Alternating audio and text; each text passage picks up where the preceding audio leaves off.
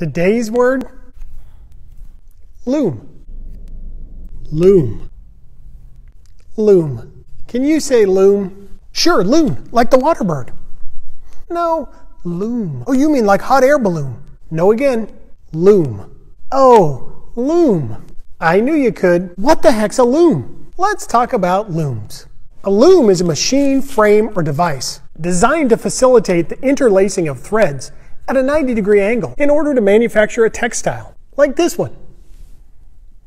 Sounds complicated. Not really. A loom can be as simple as this piece of cardboard with some string wrapped around it, or a little more complex, like this hand loom.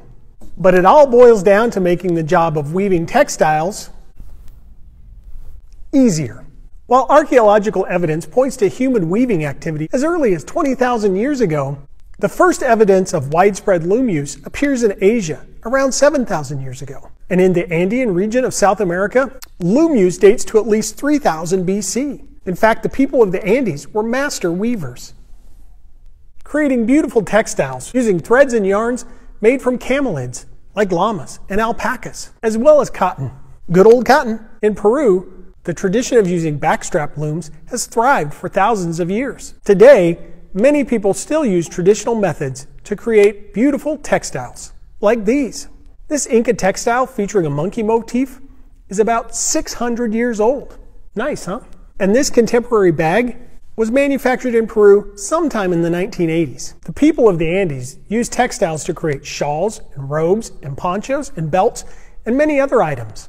What can you make with a loom? Me personally, a sleeping bag for my army men. And this scarf. Nice, huh? Yeah. But that's pretty much it. You play with army men? Let's investigate the loom.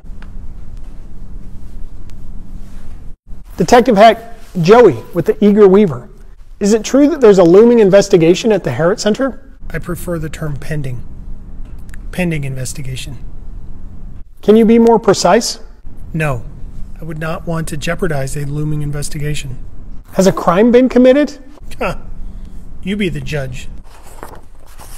That guy Joey only owns one red shirt. Psh. And a red vest.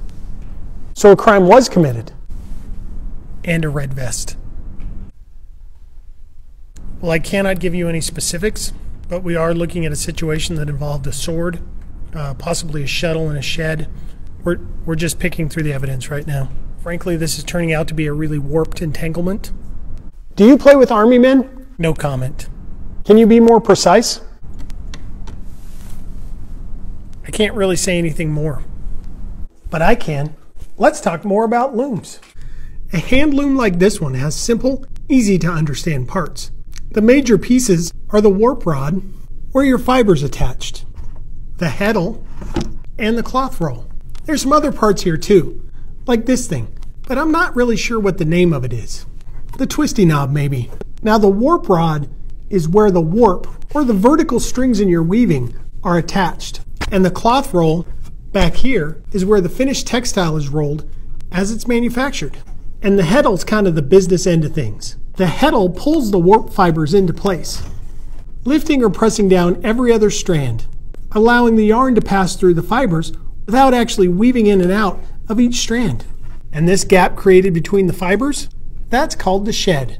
The tool used to pass yarn back and forth through the textile is known as a shuttle because it moves things back and forth. Just not astronauts anymore. A single pass of the shuttle through the shed is known as a pick. Well, what are two picks called? A normal Aaron Rodgers Sunday?